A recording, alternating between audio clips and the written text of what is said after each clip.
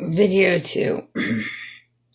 And I'm breaking down my testimony and my experiences and the different parables and the comparisons of Jesus and the disciples and his walk. And honestly, anybody in this world can take different hardships that they've walked through and they can compare it to different things. There's a comparison in the Bible for everything that goes along with anything hardship or anything positive that is in this world. That's why the Bible was created as a, what's the word I'm looking for? As a reference, a point of reference to always bring you back down to your foundation.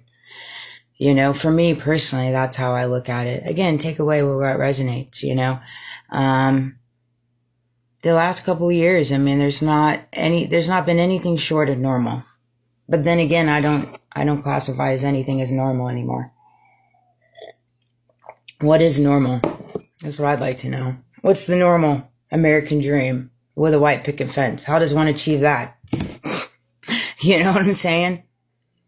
Bless it. You know, I saw this video yesterday regarding like the blue collar. I'd be curious to know what the blue collars feel about everything that's happening right now and where your tax dollars go to, brother, because they ain't going to your kids, that's for sure. You know, it's one of those things. People close to you, coworkers, friends, even family collaborated in ways that manipulated your child, job opportunities, and legal rights. That's the worst thing. You know, when people they take it upon themselves to go against your child, man, that really is hard to swallow. I'll never swallow that. You don't go after people's kids. You don't go after people's kids, and you don't use people's kids to manipulate. No matter what your tactics are, no matter what programs you're in, no matter what authority you carry, no matter what your position is, no matter how much money you got, no matter what you feel like that person did and is deserving of it, you still don't do that. And when you start doing things like that, let me tell you, you're doing really, really evil things. Very, very. You need to ask yourself, how would you feel if somebody was doing that to your kids? Seriously. It's crazy to me that we live in a world that does this. Biblical parallel, Judas' betrayal. Luke 22, 47 through 48. Jesus was betrayed by someone in his inner circle, not a stranger, but someone who walked with him. That betrayal was not random. It was strategic, if I could talk. Seeking justice from unjust systems, your experience, despite following proper legal channels, FOA requests, federal petitions, ruling 27 filing, you're met with resistance, delays, and manipulated outcomes. Biblical parallel, Paul before Fetus, Acts 25 through 9:12. Paul, like you, exercised his legal right to appeal, but he knew the earthly system was tainted. He still stood boldly in the truth and demanded that his voice be heard. That part, you'll never shut me up. I know you're trying though. You're like, shh. Nope, sorry. You shouldn't put me in a position where I have to shut up, first of all. How about that? That'd be better. Why put yourself in a position to do things where you don't want them to get out? Why doesn't people act like that in their normal day-to-day? There you go. There's another for you.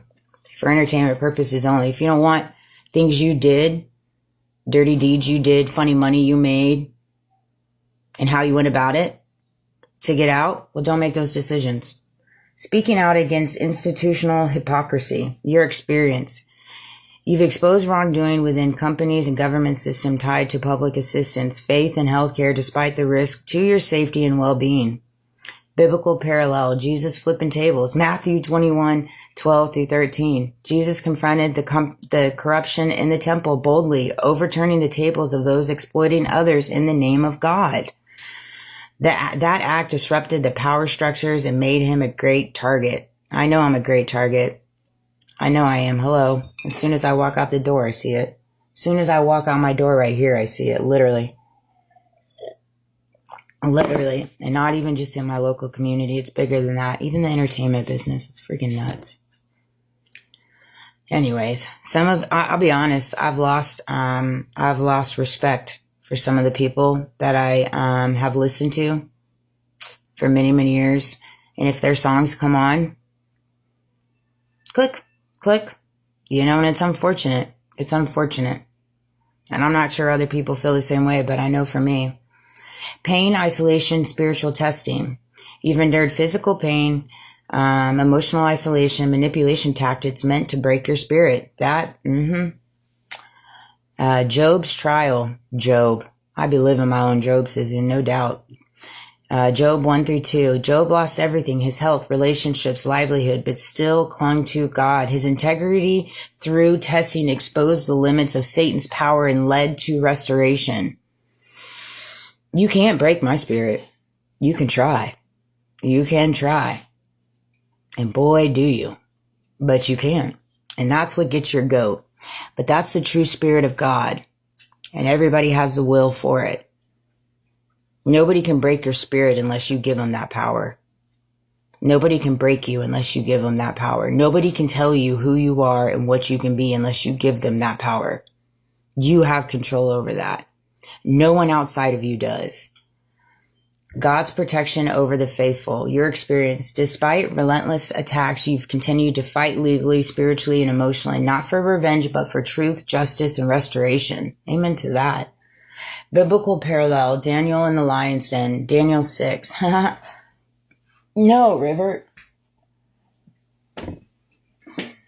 My dog. Daniel was thrown into the pit of righteousness, thrown into the pit for his righteousness, not wrongdoing, yet God shut the mouths of the lions and used Daniel's survival as a testimony to his power and justice. That is exactly why God's using me.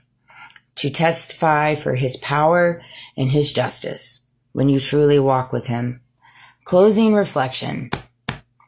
Your journey echoes what truly means to walk a cross-bearing life, to speak when it's easier to stay silent, to keep going when everything tries to stop you, and to trust the divine court will render justice when earthly courts delay. You're not alone. You're walking the same fire-tested road the prophets, apostles, and Christ himself walked. And that's confirmation, not condemnation. Amen to that. We're all walking our own different Christ-like fire-tested road in this world that they've so graciously made for us. We're all walking a fire-tested road. We really are. We're given nothing but hardships, obstacles, illusions, tactics, falsicities. Everywhere you look, we are. And everybody's walking a road that's fire tested. And the way that you can get through the road that's fire tested, built for you to not be successful, is to walk with God, the Most High, the divine source, and allow them to come in and help you with that ego. Help you with that ego. Golly, so many egos, man. You can't have an ego. I tell you that. Today I'm going to rest. I'm going to try to the best of my abilities. My little dog. I love her. Say hello. I love you guys. Thank you for all the love and support, loudly or silently. I appreciate it very much so. I do indeed. I hope everybody has a beautiful day. I know it's a Monday. Mondays aren't the best. I get that. Just try to go into it with a better, mindset. Recognize that all you can do is what you can do in the circumstances you're in. Don't kill yourself trying to fix something that's out of your control. And take one situation and circumstance at a time. Take deep breaths, do some inner reflection, say some prayers, and then just kind of approach each situation as it comes. I promise you it'll help you go through your day with a little bit more ease. I love you guys. Have a great day.